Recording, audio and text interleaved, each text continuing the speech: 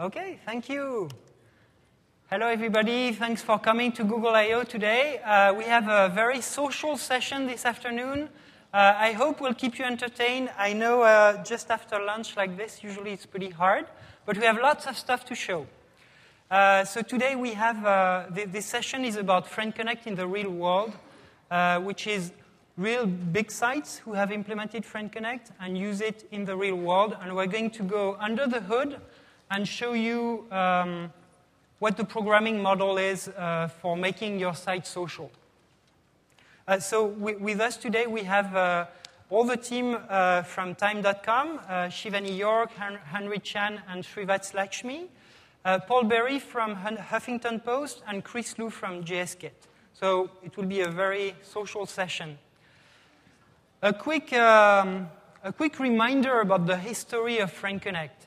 Friend Connect started in May 2008. There was a preview where we showed the technology, and some sites were whitelisted to be able to use it. And at that time, that preview release was really for what we call long-tail sites, like small sites who don't have much technical capabilities. And the goal of Friend Connect was to enable them to become social with just pasting a few bits of JavaScript code.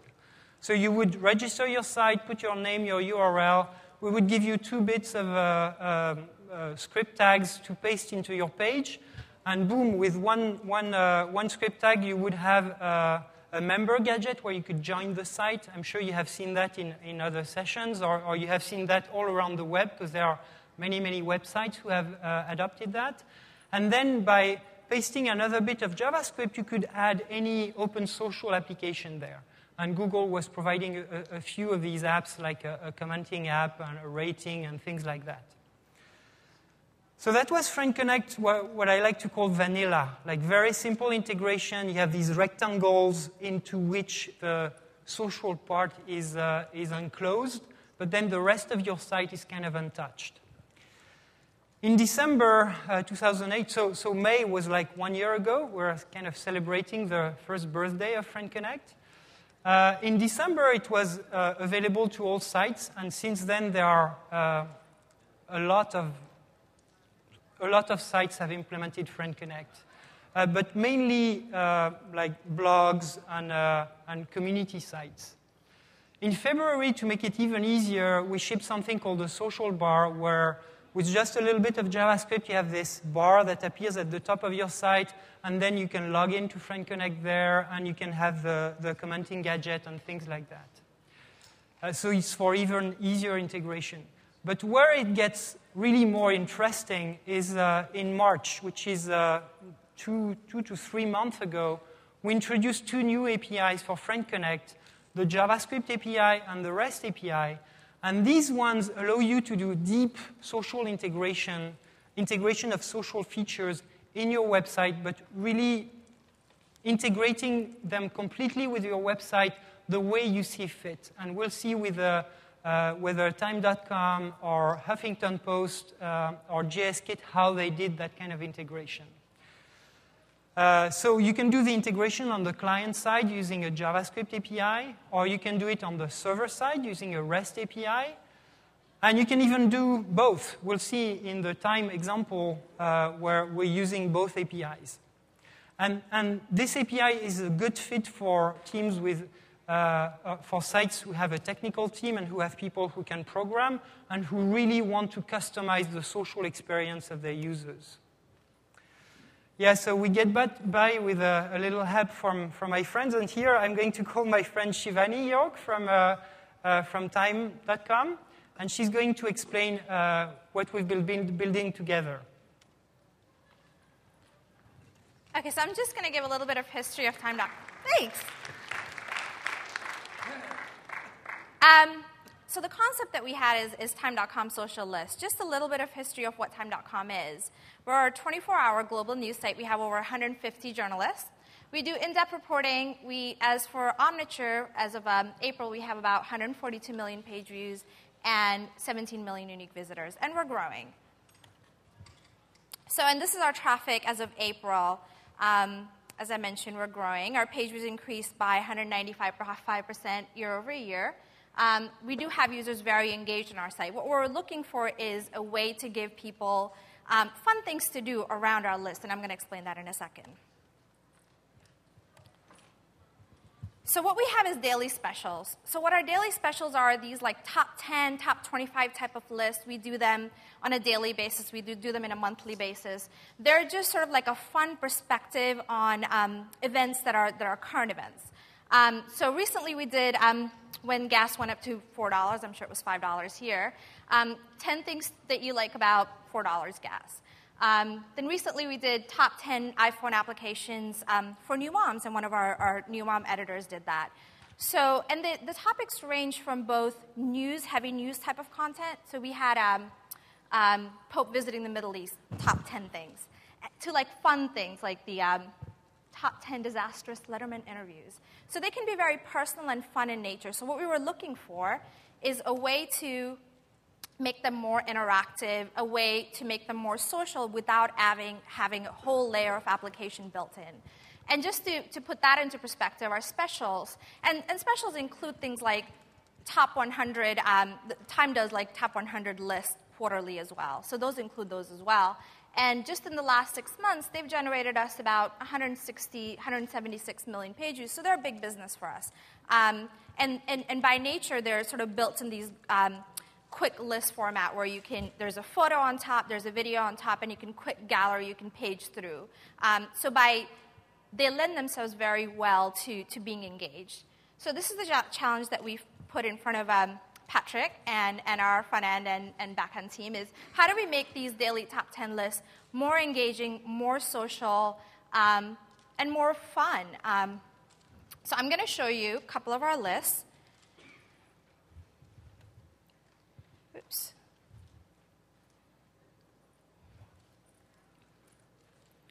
So this is one of our lists, top 10 movie catchphrases that we just did a couple of days ago. So when you think of Terminator, what's the top phrase that comes to your mind? Exactly. I'll be back. So there are lists that are very personal to you, some of them. The next one is, well, this is Gone with the Wind, which I'm not really familiar with, but there's Jerry Maguire. What's the Jerry Maguire big phrase? Show me the money. Great. So what we did, we took an example. So this example is going to be live. Actually, we're going to be implementing on time.com probably in the next couple of weeks as we work out kinks. As Patrick mentioned, these are all new APIs, so we're just sort of putting the final touches on it. So all this that you're going to see is in demo mode.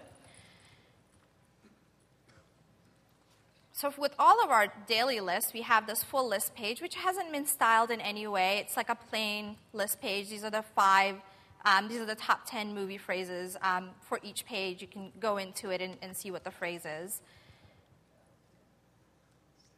And then the same thing because this is the example that we're going to use, top 10 musical politicians. And I'm sure Bill Clinton is the one that everybody's thinking about as I'm saying this. And Bill Clinton is actually on the list, and he's number 4 on our list. So imagine that list. So when you come to this page, once we implement the Google Friend Connect and the open social and the cloud computing stuff, this is the page you're going to come to. You're going to see the full time list on the left. So for every top 10 list, you're going to see how our Reddit editors have ranked that list. And you can click in to see why Colin Powell made that list and see a little snippet along with it in a video. So this is Colin Powell doing the dance. And then when you come back to it, so imagine at the end of each list page, there's going to be a link that's going to say, click here to re-rank and personalize this list and make your own, or some, better language that we're going to come up with. So you're going to come to this page. You're going to be able to drag and drop it. Well, actually, no. I think Bill Clinton is number 1 in here. So Bill Clinton, Colin Powell, Sarah Palin, Condoleezza Rice. And then you can save and share that list. And again, one of the things that we were looking at time.com, we're sort of very platform agnostic, so we wanted to make sure that we were able to leverage social networks and communities that already existed out there in the form of Google, Yahoo, AOL, OpenID, and then we're going to be implementing Facebook soon. And while I'm saying that, my front-end developers giving me a dirty look because we do have Facebook implemented, it's just not in the demo. So I'm going to sign in with Google because it's a Google conference.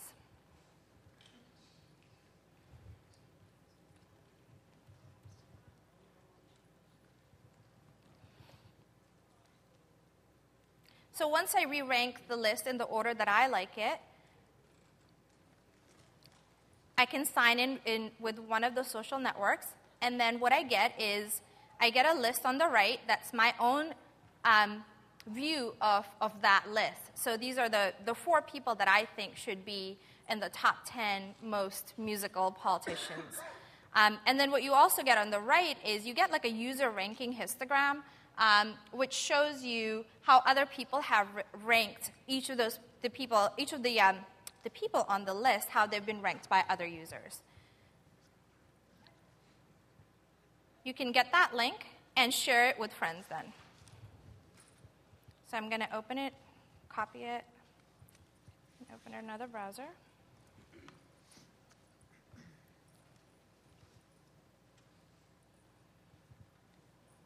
So each of the URLs is unique. So each person, we're allowing them, or each unique ID is allowed to create one re-ranked list of time, and then you can then share that, and that URL lives, and it's unique to you.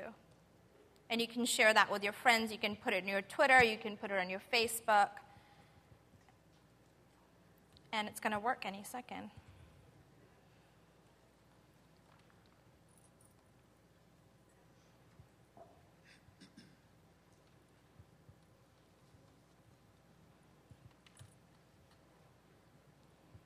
Is that it?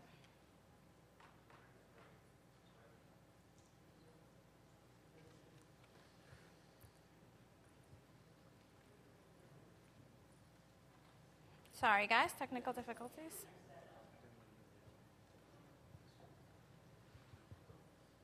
Yep.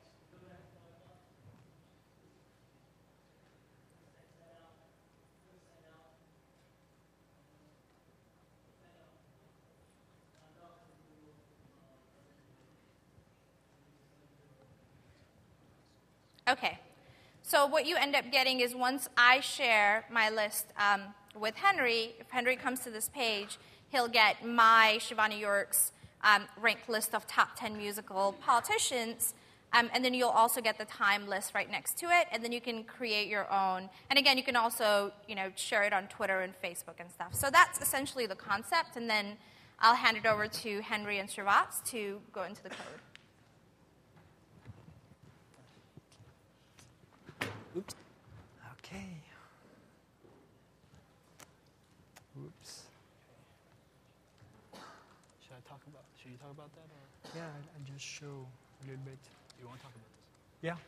So thanks, Shivani. So now you've seen the concept. Now we'll talk a little bit more about that open social and cloud stuff, and go a little bit more in the details about how this app was built. So time.com is served as static HTML pages. They're using Vignette as a content management system. And thankfully for us, they were already using the jQuery JavaScript library, which helped us a lot build that application. So basically what we wanted to do there was to have unique URLs for users, having them the capability to log in using their credentials on an existing social network, and start customizing the site and getting unique URLs that are personalized to them. And the way we build that is with a kind of new type of architecture that I think will happen more and more as the web or as web pages become more distributed in the next few years. There's a big trend of when you look at a website today, and if you look in Firebug, you'll see that there's a bunch of resources coming from many different places, and actually the content coming from the host that you have in your browser is very often very little.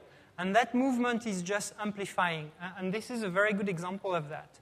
So here the way we built that is that we use Google Friend Connect and Facebook Connect as well, the JavaScript API. So we use the Google Friend Connect JavaScript API to let the user log in using their credentials on any social network that's part of Friend Connect. So today there's Yahoo, Google, any OpenID provider, or AOL. There's a new one called Netlog in Europe that implemented it, that was added to FriendConnect, I think, only last week. So 13 million users just in one shot, and there are more and more joining. So with that, you can log in using your credentials on an existing social network. Then, using the JavaScript API, we have access to a UID for you and your display name. And that's all that we're using in that application. You also have access to a thumbnail URLs and things about your profile. But that's all we needed there. Facebook Connect provides some similar functionality, although Henry will tell you it's not as easy to use. But it works. My site. It's not alive. And then, so that's for the social part of it. So you don't have, Time didn't have anything to modify. They don't have any backend. They didn't have anything to do. Just use these JavaScript APIs. Then to make the site, to store these lists and get them and get the stats, you've seen these stats images. For that, we used an App Engine application written in Python using a Python App Engine. And we're using JSONP to get and set the data. So JSONP is a way to make some calls to an application that's hosting on a different domain. Essentially, you're just getting a URL that returns a script that's evaluated. And in the URL, you pass a callback function that will be called back with the data when the callback comes. We'll show you a little bit more what this looks like. When you're doing a JSONP call, usually it's not secure. So the way we solve security is thanks to these social APIs. In FriendConnect, when you're logging to FriendConnect, you have a JavaScript function that you define that is called back with a security token. And that security token means FriendConnect, Google tells you that Patrick logged in with his Yahoo account in FriendConnect. And that security token, we pass it to the JSONP call, to the App Engine backend. We'll show you the Python code to do that a little bit later. And on the server side, we use the FriendConnect REST API to make a call on Patrick with that security token to say, is this really Patrick? And then that security token comes from FriendConnect. So if I'm really logged in and I haven't stole or invented that token, then it's verified that I'm me and that I can save in my name that list. So that's how it works, which means that the HTML page that you saw there, it's just cached by your CDN, and it's cached by your browser, and all the data is coming dynamically using JavaScript to this page. And so each user can have URLs like $user ID equals blah, list ID equals foo, and then network equals Facebook Connect. And these URLs will just serve you personalized lists for these users that they can share with their friends on social networks. So now Henry Chan from Time is going to present you the code itself, the front-end code for that app. Oh, hello. Can you, is this sign out? Can you just sign out all the way to the beginning? Oh, we're... All the way in the beginning. Okay. So you just go, create a list. Okay. Right. So basically, since Vingent don't have like a backend, so we can't really serve dynamic data. What I did here was like on every page load, we use FriendConnect to like grab data from. Yeah, go on. Grab data from the Google FriendConnect to basically like figure out what state this application is at. You go to the file book. You scroll down, you scroll up a little. When it initializes, these are the things I'm passing. Basically, list ID, username is undefined because we're not logged in. And then we go all the way down, you see the security token that Patrick's talking about. So right now, the state is that I'm logged out and I'm not looking at a list. So basically, I'm generating a page using the HTML to look like a customizable with sortable functionality. So if you sort right, you start dragging stuff off now? Yeah. Basically, we're saving it in an array, and we scroll all the way down. We click the save and share. That actually generates a JSONP call to try to send to like put list, which is basically saving it, and it's also sending in a security token. But since you're not logged in, it won't allow you to save until you log in. So Patrick. Yeah. So just log in log in to Yahoo. Sure.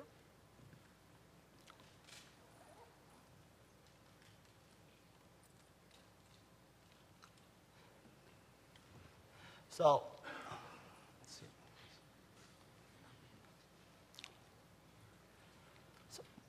So basically, as soon as Patrick sign on, it generates a page reload, and cookies and all these other settings has already been updated. So it changed the user view to I am logged in and I'm looking at my own list because you just create your own list. So it goes back to your list dashboard where you have all these links on the social list, which is also dynamically generated. And these are so the way we're kind of storing these data is by using just basically storing an associated array of the list and the number that you arrange on it. So with this way, we don't really have to do any back-end logic to check to make sure a user is passing the correct list title or anything like that. So you scroll down. You go to the net. Oh yeah. Net. Go to HTML. All right. So you scroll down to get list UID. So that is the JSONP call. So you click response. Basically brings us back the name which we should populate on the left side, and also the data to the way the list is ordered. Okay. Let's see. What else do you want to show? Maybe we could show the HTML. All right. So essentially, that's the port to initialize the Friend Connect to load. And as soon as we load the API, it goes to my, which is top 10 model for .js. Yeah, so for those of you who have used any of the Google Ajax APIs, we use a common loader. So that's this google.com/JS API. And once you've loaded that, you can say Google load and then some API, like in this case, Friend Connect 0.8.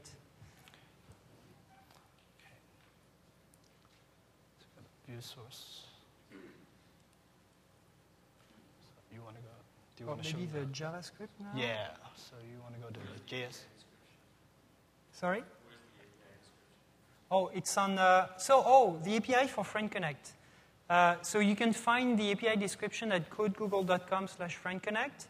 But one of the nice things about Friend Connect is that the JavaScript API is in fact the open social API. So there are a few calls that are specific to Friend Connect, like request to sign in, things like that, or log out, which are really specific to adding open social to your own page instead of being in a gadget inside of a container. But the rest of it is just vanilla open social API. And we can show you some of the code here. It's like vanilla. Actually, if you have the JavaScript code. Yeah. Sorry? It's code.google.com/friendconnect. So you'll find all the documentation there. And in the Friend Connect specific documentation, there's only, I think there's 5 or 6 functions that are specific to Friend Connect. All the rest is the open social API. Musi is here. Excuse me, thanks, Musi, you're right. So the URL is code.google.com/APIs/friendconnect. And so here we're looking at the, let's make it a little bit bigger. We're looking at the JavaScript source code of that app, where really the action happens. So init is down there. I guess if you want to show, you should really go here. Yeah. Yeah, so in there, we're using a lot of jQuery. Like all the drag and drop is done using jQuery drag and drop. Hopefully Time was using it already, so it was really a breeze to add it. Right, so basically, this portion of the code, based on like the cookie and the URL, it'll tell you what state you're on, and based on what state you're on, like these functions basically builds the page and the view, and also there's any associated behavior associated to that view.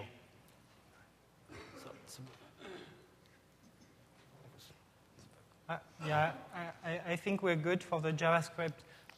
You can take a look at the JavaScript at that URL. All these URLs will be in my delicious links after this presentation, and they're in the slides.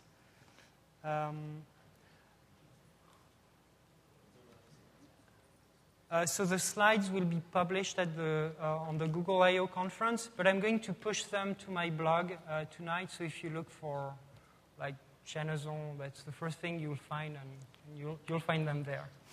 Or look at my Twitter or my friend feed. It's all over the place. One last thing we wanted to show you. Thanks very much, Henry. We're kind of a little bit late, so Srivaths is going to tell us a little bit more about the back-end part of this.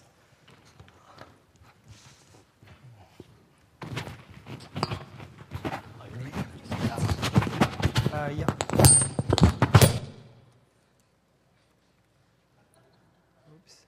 Hello, everybody. My name is Srivaths. I'm a technical lead at time.com. Currently, we are using Vignette as our content management system, and there is no real database for this Front Connect to be supported there. So what we did is we started using App Engine from Google. I'm sure many of you have heard about it in today morning's keynote about App Engine. And with the App Engine, we are able to send the secure token and the list ID from our packages, which we call as full list. And with that, we are able to authenticate and get it back using JSON-P call from the JavaScripts. Let me show you the App Engine over here. In the data viewer, if you see here,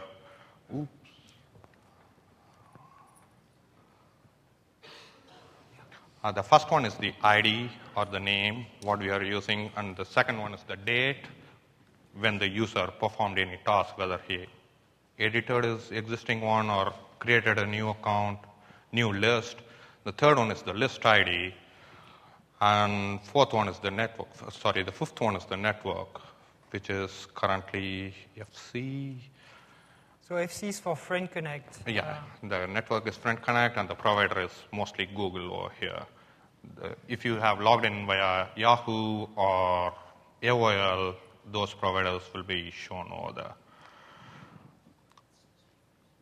And where's the Python code over here? Oh, yeah, the Python is in there.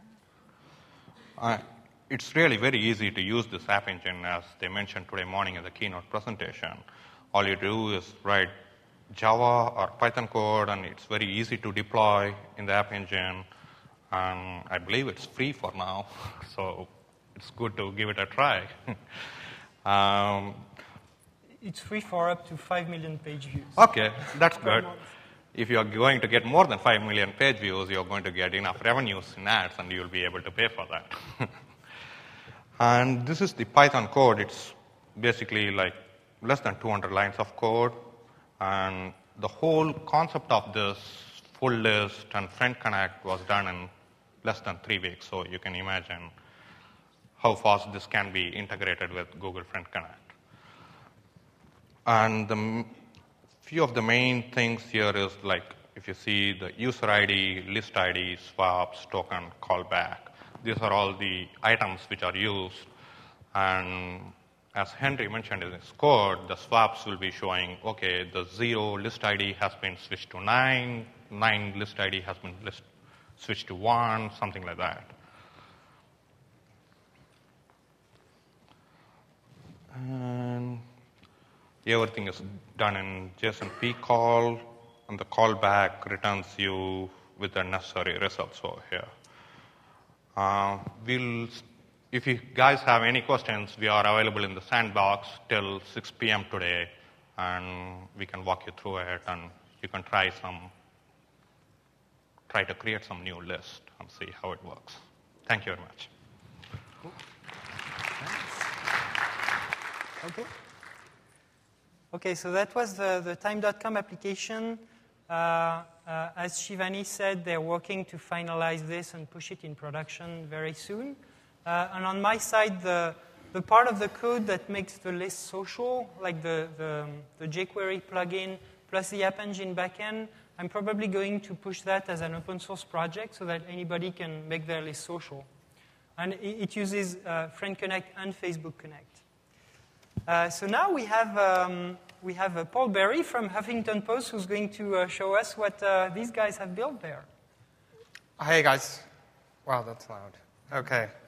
I'm just going to run through a bunch of things, and we can kind of go fast and show you guys.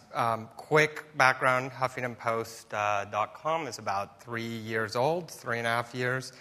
We're doing about 22, 23 million UVs a month, according to Google Analytics. We're at 250 million page views a month. And what I'm going to show you is totally live on the site right now. And has been doing great. We just released it. We've been cramming like mad to have things ready for here. And so there's things that are kind of off, and there's things we can't wait to build. But we're really excited as an organization about Friend Connect and social in general. And the features we've done have been taking off wildly, and we're really excited about them. We had on one particular, well, let me back out a moment to just say that we're very concerned about making sure that you can connect from any social network into Huffington Post and then have a very social experience from there. So part of, like, built into the login screens, let me just run back here, is Friend Connect. And basically, for us, once you do sign in through Friend Connect or Facebook, you become a HuffPost user. And you go through a process that I won't go through right now, but basically you choose your username based on your existing Gmail or Facebook username. It does a check to see is this a duplicate dude, or is there a Paul Berry in the system already? And then check, maybe you are the Paul Berry and you know your HuffPost password and you want to be able to sign in with Facebook and use social features. Or, is this a new username that you have to choose because someone already has yours? And then we pull in profile photos and we scan for any existing friends from that social network in ours already. So we have... just one thing to show is, like, this is a random profile page that I picked just quickly before. But there's about 450,000 HuffPost users who have about 300,000 relationships between each other. So the Facebook Connect piece and the Friend Connect piece have been really juicing that and adding to it. But it's important for us as we build these things that we're not leaving our original user base behind and that we're using these social backbones. And then just randomly, there's you can see how much people create these connections between each other. The fun thing, and I think we can kind of get right into it, is basically this social slideshow is what we're calling it. And it combines a slideshow that is kind of a monster page view generator with voting and social and creating your own lists. So for example, this swimsuit, I mean, yes, it's Babe, so it's going to do well in traffic, but it's been doing crazy well. There were, I don't know, this morning when I checked on it, there had been 50,000 votes in the last couple hours. So people are going through and they're doing this vote, and they're saying, yeah, this Betty Page swimsuit is pretty hot. But then they're going into this next section and they're choosing their own top 5. So they can say, all right, I'm going to put Phoebe at 2, Demi Moore here, Bridget Bardot is pretty hot, Raquel Welch, and then you now have this, and I won't go into the Facebook stuff, but it publishes to your stream there, and that's adding a lot of viral component. With Friend Connect, it's a little bit different, and it sends you in through an invite process. that I will not sign in as you. Sorry, Shivani.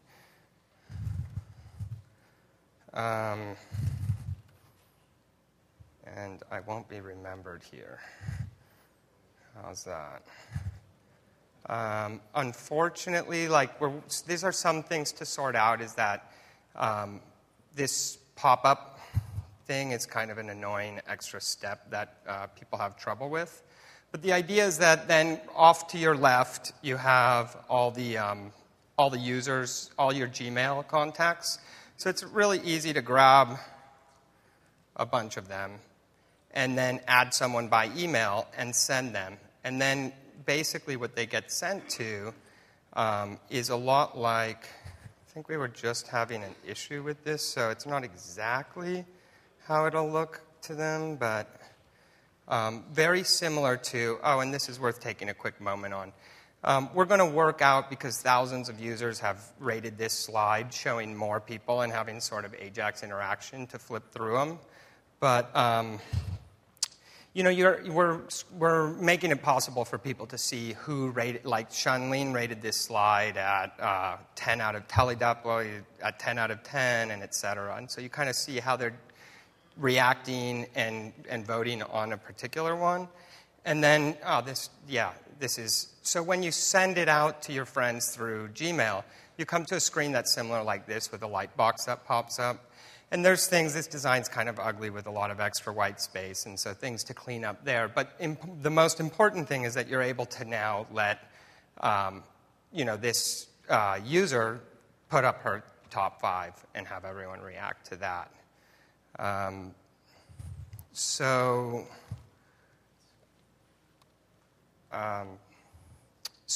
basically, and then as you step through these things, you have the similar screen. But this has, we've launched, I think the editors have a really nice, fast tool to be able to launch these and create different I wouldn't wear, I would wear type of rankings to make it a game and a voting thing. We've seen about 20 million page views to these slideshows in the last week alone. So it's been really exciting, and there's definitely a lot more we have to do. But our platform, just on a sort of back to the nerd level for us all, is our platform's 70% Perl and 30% PHP. And it gives us a flexibility that, combined with the APIs here, it's really, what we've developed here. We got really into it and got crazy workaholic, but it's 2 or 3 weeks of work that we've gone through for this. So I think it is huge props to Google and Friend Connect for also helping us through it a little bit with advice, but it's pretty awesome what publishers have as a resource to them. So I think that's, you have a question, quick?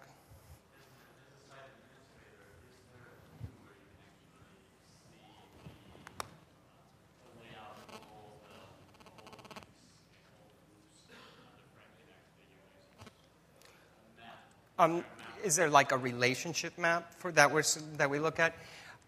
We're not really looking at how many friends does this user have beyond the profile pages, which are public. So we're looking at our total numbers and how they're growing at that level. And then sort of, if I want to look at one particular user, their network is sort of publicly visible. I don't think I'm really getting your question, though.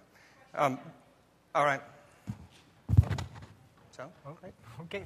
Thanks very much, Paul. Oops.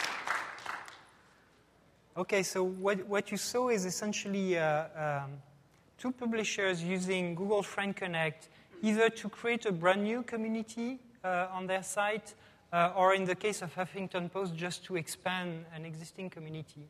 And now we have Kris Loux. Kris? Oh, yeah. So Kris Loux from JSKit is going to give us another perspective on Friend Connect. Thanks, Kris. Hello? Is this on? Thumbs up? Yeah, okay, good. Good. I'm on one of these tabs here, I think. Oh, wait a second. Maybe she whacked it. Let me find it. See if you can find it. Yeah, exactly. In any case, my name is Kris Loux, and I'm the CEO and co-founder of JSKit. and essentially a widget maker or widgeteer. And we provide social networking components for websites, commenting systems, ratings, polls, a lot of the same type of technologies that you saw up there. They're general purpose tools. People come to our site, they copy the code, paste it into their website, and voila, off they go. So the interesting thing about Google Friend Connect and what we're doing here is it's really a transformation from building an experience on your site to distribution, right? Engagement is answering a poll question, pretty interesting, occupies someone's time. But the ability to take that poll result and push it to 1 billion accounts is really interesting and really worthwhile. And those are the type of technologies with Facebook Connect, Google Friend Connect, Yahoo Updates, Microsoft Live, Twitter, et cetera, et cetera. This is the next sort of wave. I mean, I think we all have engagement down to a science. It's now how do we get the content that's on our site shattered and splintered and sent out through the rest of the internet. I think I gave this same presentation 3 weeks ago, so we can either just play it or maybe I'll do it live. I don't know which one. In any case, that's me, but that's not why I did that. There's slides or something along those lines, which I didn't give. I didn't use the slides last time, so I don't think I should actually be allowed to use them again this time. But the guys, the boys and girls that were up here earlier, essentially told you the how to get this stuff engaged, and much of it I just learned for the first time today. It's beautiful, JSON, or whatever that was. What I want to describe is the why you would implement Google Friend Connect, and why truly it is your friend and the community's friend writ large. And it goes back, or I should say the story begins a couple months ago, when Facebook released their first publisher-side application, and it was a commenting widget. And most people didn't notice, except for if you're a commenting company and you sort of get, oh, wow, we got a large competitor now, what do we do about it? Well, one of the ideas is that we would change business models and maybe bake cookies or something like that. And we said, no, none of us can bake, so maybe we'll stay in the commenting business. So how do we turn a brand new, gigantic competitor into a super huge opportunity? And that's really what Facebook Connect and Google Friend Connect allowed us to do. So before I dive down into this, I want to describe how clever and interesting the Facebook model is and how you can leverage it and how you need to be careful of it all at the same time.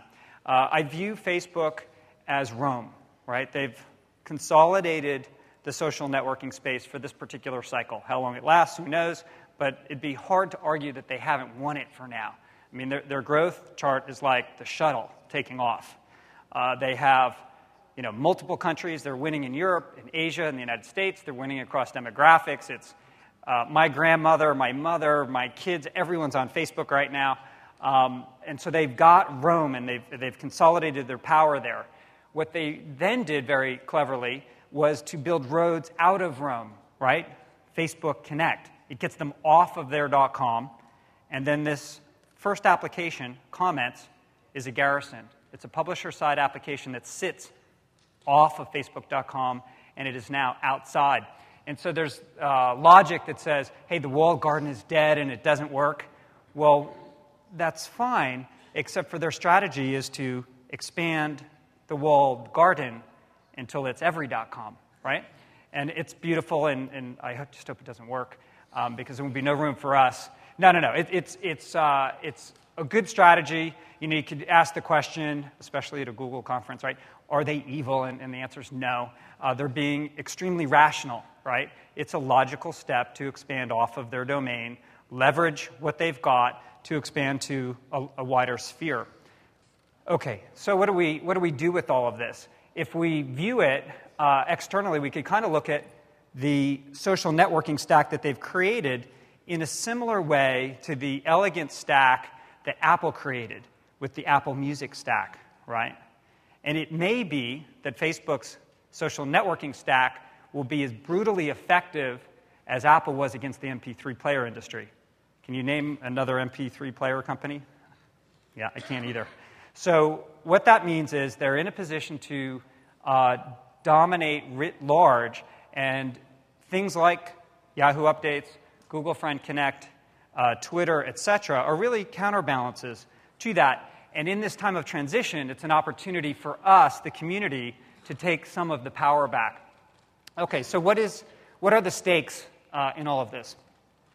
If you look at the larger technology cycles, kind of IBM, Microsoft, Google, question mark, who's next? You see some things that happen. When IBM dominated their stack, right, the hardware stack, the application, they wind up controlling the innovations and revenues for 20 years, right? 70s and 80s were just, it was IBM. And then when they, let's say, handed the crown to Microsoft, whether it was taken or handed, you know, that's for the historians to talk about. But when the crown was passed to Microsoft, Microsoft was our savior. Does anyone remember this? This was like in the late 80s. I bought some of their first stock. I was in college. It was so exciting. And they saved us from the evil empire of IBM at the time. And that was great. They were our new savior until one thing, until I got lock-in. And then it sort of sucked for another couple decades as they ground out all of the innovations and all of the revenue. I mean, by and large, they took the heart meat out of the industry, and it left a bunch of us that were coding on the sidelines, right, to get little crumbs off of the side of this behemoth. And you can see what happens is they take I'll just make a point on this. The incumbent is a stifler to innovation, right? Their innovation adverse. Why at that time should Microsoft innovate? All I have to do is wait, right? WordPerfect grows and it's beautiful and they can get revenue. So they release Word, owe it a third the price, and they completely cannibalize that company and those sets of technologies. And so they just wait on this thing. They keep going and they keep grinding it out. And if they get it wrong, it doesn't matter. They'll just throw that product out and try again, because the core revenue was off the operating system. They didn't have to win with word processing. And you see, again, the cycle went, and it was handed or taken or evolved to Google, right? When we moved from the OS as a desktop application to the Internet as the operating system, if you'll allow that as an analogy, the same types of processes happened again, right? What did it cost, or what does it cost Google to release Google Spreadsheet or Google Docs? Right? Not too much. It's a great application, works real well, but it has this perverse effect of taking core revenue out of the prior incumbent, right? Every license that didn't get sold is revenue right out of Microsoft's pile, and it doesn't hurt Google at all. And so these are giant cycles that are happening, and this is why this evolution, this little time frame right now, where the social graph is not yet owned, is important.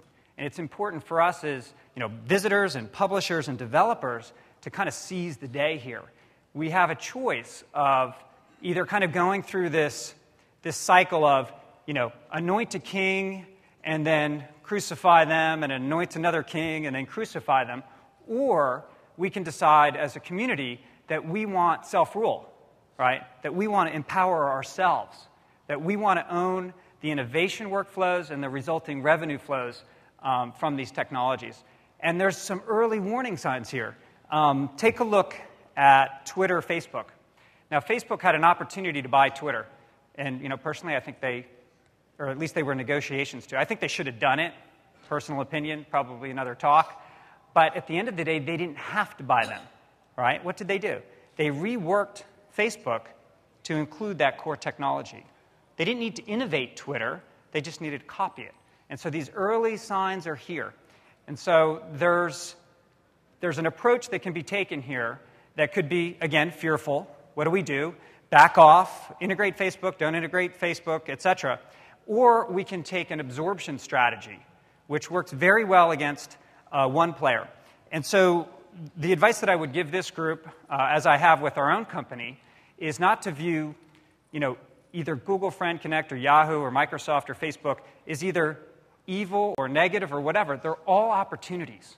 So in our particular development path, we implemented OpenID, we implemented Facebook Connect, Google Friend Connect, Twitter, etc., etc. So instead of having a situation where we have 200 million users from Facebook, we now have access to 1 billion users. And we now have leveled this playing field. So we no longer make a decision when someone uses our commenting service or a rating service or a poll service, what social network the visitors need to use. They should just pick the one that they like, right? In so doing, we divide out the strength, right? We pass things out so that it's more of a level playing field. And the benefit inures to us, right? When someone leaves a comment on one of our sites, it pushes to all of their Twitter users, all of their Facebook users, all of their Yahoo IM buddies, et cetera, et cetera, et cetera. That's power, right?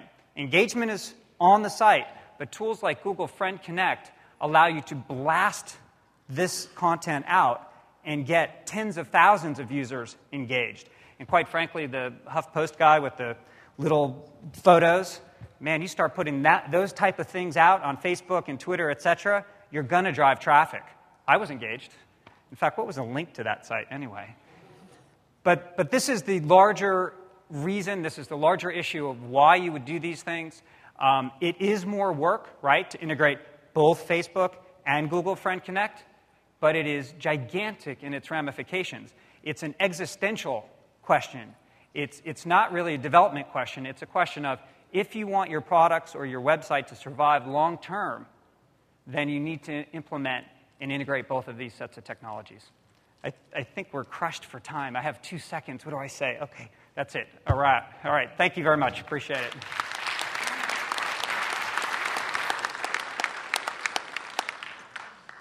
Thank you. Yeah, so we're out of time for Q&A, but all of us will just be outside, so just grab us for questions there. And I hope that this will give you a good idea of how to implement Friend Connect and why you should do it. Good luck seizing all these opportunities. Thanks.